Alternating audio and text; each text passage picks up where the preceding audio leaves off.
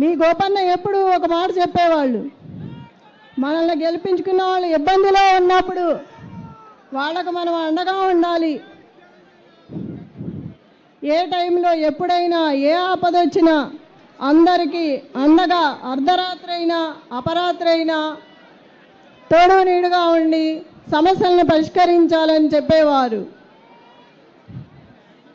మీ గోపన్నకి ఒకసారి ఫోన్ వచ్చింది, అన్న మా బళ్ళన్నీ తీసేస్తున్నారు ఇక్కడి నుంచి, ఎలా అన్నా అంటే ఎమ్మటే వెళ్ళి వాళ్ళ మధ్యలో కూర్చొని ఆ సమస్యను పరిష్కరించి అండగా నిలబడి ఉన్నారు. మనల్ని గెలిపించిన వాళ్ళు ఆపదలో ఉన్నప్పుడు చేతనైనంత సహాయం చేయాలి. అలా ఉంటేనే వాళ్ళకు అండగా ఉంటుంది. మీ గోపన్న మీ అందరికీ ఎప్పుడు ఏ సమస్య వచ్చినా ఎంత అండగా ఉన్నారో అదేవిధంగా మీ ఇంటి ఆడబిడ్డను అనుకొని నన్ను ముందుకు నడిపించి అదేవిధంగా అదే అండగా ఉండాలి. మీ ఇంటి ఆడబిడ్డగా ఆశీర్వదించాలి. మీ గోపన్న అంటేనే జూబ్లీ హిల్స్, జూబ్లీ హిల్స్ అంటేనే గోపన్న. జై తెలంగాణ. ఏ ఆపద వచ్చినా మీ అందరికీ నేను అండగా ఉంటాను.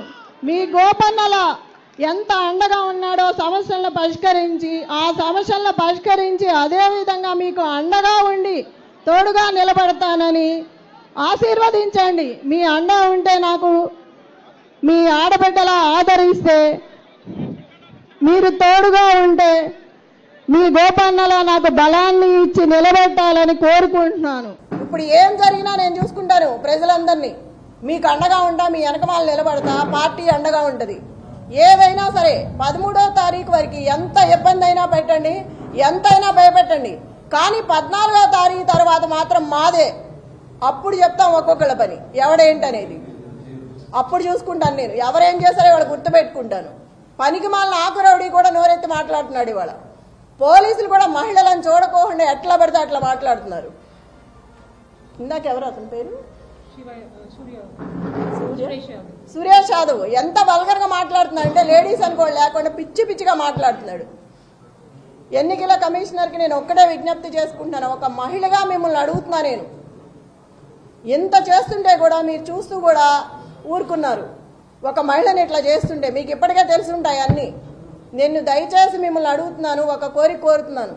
మీరు బయటకు వచ్చి జరిగేదేదో చూసి ఏది కరెక్ట్గా ఉందో వాళ్ళకి చెప్పి అట్లా చేయించండి.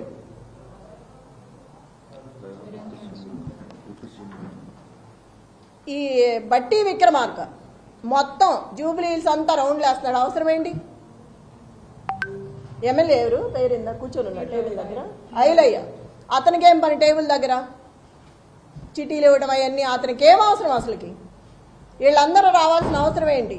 విప్పులు కానీ ఎమ్మెల్యేలు కానీ మినిస్టర్లు కానీ వీళ్ళందరూ రాత్రి నుంచే తిరుగుతున్నారు. అవసరం ఏంటి జూబ్లీ హిల్స్లో వీళ్ళకి? లోకల్ నాన్ లోకల్ మాట్లాడుతున్నారు. మరి రజియా ఇంటికి వెళ్ళి బోరుబండ్లో సైట్ 3లో ఆ అమ్మాయి కూర్చుందని గట్టిగా మాట్లాడుతుందని ఇంటికి వెళ్ళి గొడవ చేశారు రౌడీల్లాగా పోలీసులు. ఆ అమ్మాయి మీద కూడా గొడవ చేశారు కూర్చోవద్దని. టేబుల్స్ ఇవ్వట్లా, కుర్చీలు ఇవ్వట్లేదు. ఆ టేబుల్స్ తీసుకొచ్చి పోలీసులు సందు చివర 3 అడ్డం పెట్టుకున్నారు. అవి ఎవరికి అవసరం? వాళ్ళ దగ్గర లాక్కొచ్చి మీరు ఎందుకు వేసుకోవాలి? ఆ కుర్చీలన్నీ విసిరేసి వాళ్ళు ఎట్లా కూర్చుంటారు? నైట్ అవుతుందో ఎంత టైం అవుతుందో తెలియదు. మహిళలు ఉన్నారు, ప్రెగ్నెన్సీ ఉన్నారు. అక్కడ అంతమంది జనాన్ని భయపెట్టి టేబుల్స్ తెచ్చి బయటకు వేసుకోవాల్సిన అవసరం ఏంటి? ఇంత దౌర్జన్యమా?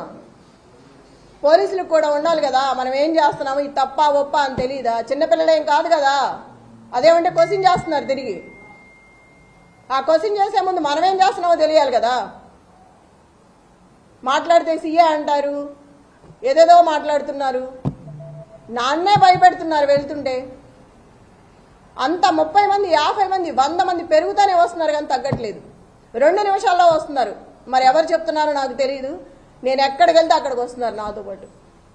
గుంపుగా వచ్చేస్తున్నారు పోలీసులు కానీ రౌడీలు కానీ ఆ చుట్టూ ఉన్న జనం కానీ. ఎదుగో ఇప్పుడే వచ్చేటప్పుడు చూసా 150 మంది కూర్చున్న టేబుల్స్ నేను గొడవ చేసి వచ్చానని ఒక 6 నుంచి మిగతాయి తీసేశారు. ఇప్పుడు వస్తా చూసాను ఈ కార్లో.